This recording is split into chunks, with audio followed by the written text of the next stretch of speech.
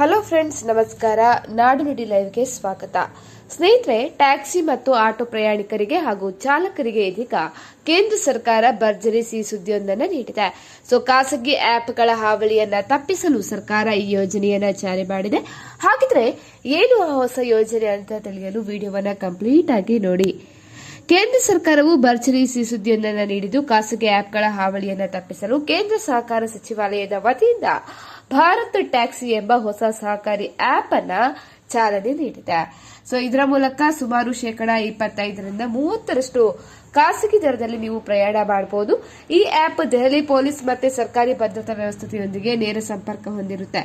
ಮಹಿಳೆಯರಿಗಾಗಿ ಸಾರಥಿ ದೀದಿ ಎಂಬ ವಿಶೇಷ ಮಹಿಳಾ ಚಾಲಕರ ಸೌಲಭ್ಯ ಕೂಡ ಇದೆ. ಖಾಸಗಿ ಕಂಪನಿಗಳು ಚಾಲಕರಿಂದ 30% ಕಮಿಷನ್ ಪಡೆಯುತ್ತವೆ. ಆದ್ರೆ ಇಲ್ಲಿ ಚಾಲಕರು ಯಾವುದೇ ಕಮಿಷನ್ ಅನ್ನು ಕೂಡ ನೀಡಬೇಕಾಗಿಲ್ಲ. ದಿನಕ್ಕೆ ಕೇವಲ ₹30 ನಿರ್ವಹಣಾ ಶುಲ್ಕ ನೀಡಿದರೆ ಸಾಕು. ಚಾಲಕರಿಗೆ ₹5 ಲಕ್ಷ ಅಪಘಾತ ವಿಮೆ ಮತ್ತು ಕುಟುಂಬಕ್ಕೆ ₹5 ಲಕ್ಷ ಆರೋಗ್ಯ ವಿಮೆಯನ್ನು ಕೂಡ ಈ ಯೋಜನೆ ಒದಗಿಸಲಿದೆ.